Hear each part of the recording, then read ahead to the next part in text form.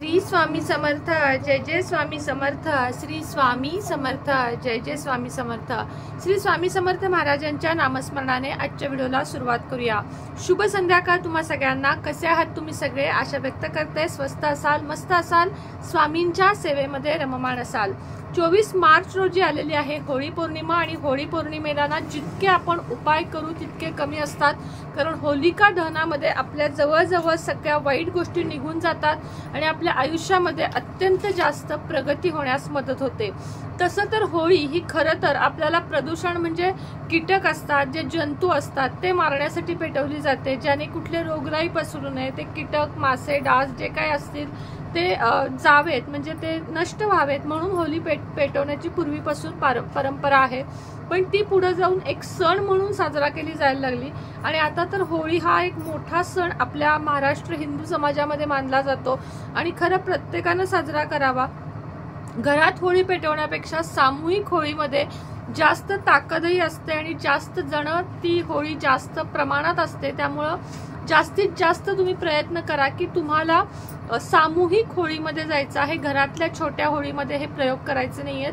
प्रत्येक पेठेमध्ये, प्रत्येक गावामध्ये, प्रत्येक शहरामध्ये एक तरी मोठी होळी असते, तिथे जाऊन तुम्हाला हे प्रयोग करायचे आहेत। पहिला उपाय आहे 7 विड्याच्या म्हणजे खाऊच्या किंवा नागवेलीच्या पानांचा, ज्याला म्हटलं जातं नागवेलीची खाऊची पानं ज्याला म्हटलं जातं, ती 7 पाने तुम्हाला घ्यायची आहेत। एक पान घ्यायचं आहे पेटलेल्या होळीच्या इथे, मनातली इच्छा बोलायची आहे। ते पान निगेटिव्ह असू दे पॉझिटिव्ह असू देत, हे होऊ नये किंवा हे व्हावं अशी इच्छा बोलायची आहे। ते पान तुम्हाला होळीत टाकायचं आहे, एक प्रदक्षिणा मारायची आहे। दुसरं पान घ्यायचं आहे, दुसरी इच्छा बोलायची आहे। इच्छा नसेल तरीही नुसतं मनात कुठलाही जप करत 7 प्रदक्षिणा आणि 7 पानं होळीमध्ये तुम्हाला दहन करायचे आहेत। यामुळे तुमच्या कितीही मोठ्या इच्छा असतील त्या पूर्ण होतील। परिवारात, कुटुंबात सुख, धन, धान्य, संपत्ती येईल आणि अर्थातच तुमची दिवसेंदिवस जे आपण म्हणतो ना प्रगती थांबलीये, ती प्रगती होण्यास तुमची सुरुवात होईल। आता करिअरसाठी बऱ्याच जणांचा हा प्रश्न असतो की ताई करिअरसाठी काय करू, व्यवसायासाठी काय करू, किंवा माझा हा धंदा आहे, पार्लरचा आहे, साडी फॉल पिकोचा आहे, वडापावचा आहे, भाजीचा आहे, रिक्षेचा आहे, टेम्पोचा आहे, कुठलाही असू दे, तुमचा कोणताही व्यवसाय असू दे। पौर्णिमा पण आहे त्या दिवशी, हे विसरून चालणार नाही। होळी पौर्णिमा आहे। प्रत्येकावरून घरातल्या एक लिंबू, एक चांगलं पिवळं, चांगलं एकदम व्यवस्थित लिंबू हवं, जे कुठंही डागाळलेलं नसावं असं लिंबू घ्यायचं। प्रत्येकाच्या डोक्यावरून 7 वेळा उतरवायचं, प्रत्येकाच्या डोक्यावरून 7 वेळा उतरवायचं। प्रत्येक लिंबाचे चौकात जाऊन 4 तुकडे करायचे, चौकात किंवा सुनसान जागेवर, आणि 4ही दिशेला 4 तुकडे फेकायचे। प्रत्येक कुटुंबात 4 व्यक्ती असतील तर 4 लिंबू घ्या, 2 व्यक्ती असतील तर 2 लिंबू घ्या।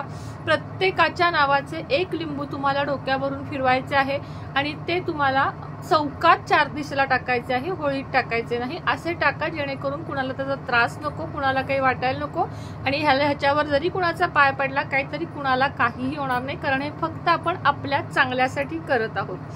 तिसरा उपाय म्हणजे या दिवशी होळीची जी राख आहे ती तुम्हाला घरी आणायची आहे। चांगली एवढी राख घरी आणा, लाल कपड्यामध्ये बांधा, तिजोरीत किंवा तुम्ही जिथे धन ठेवता, आता तुमचं दुकान आहे तर दुकानात, घरातल्या तिजोरीत लाल कपड्यामध्ये बांधून ही जी होळीची राख आहे ती तुम्हाला ठेवायची आहे। यामुळे तुमच्या धनसंपत्तीमध्ये वाढ होईल, अपार धनसंपत्ती मिळेल, प्रगती होईल आणि तुम्ही यशस्वी व्हाल। कोणत्याही महत्त्वाच्या कामाला जाताना ही राखेचा जर तिळा तुम्ही रोज लावलात किंवा रोज जरी लावलात तरी तुमच्या आयुष्यामध्ये अडचणी कमी येतील, दुःख कमी येतील, तुमची कामे पूर्ण होतील। त्याचप्रमाणे ग्रहदोष असतील, प्रेत आत्मा जे म्हणतो ना आपण, जी भीती आहे, भय आहे, किंवा कुणी काही केलंय, काही अशा ज्या शंका असतात मनातल्या, त्या दूर होण्यासाठी सुद्धा ही राख लावणे खूप महत्वाचे आहे। या दिवशी माता लक्ष्मीचा सुद्धा विसर पडून द्यायचा नाही, कारण पौर्णिमा आहे।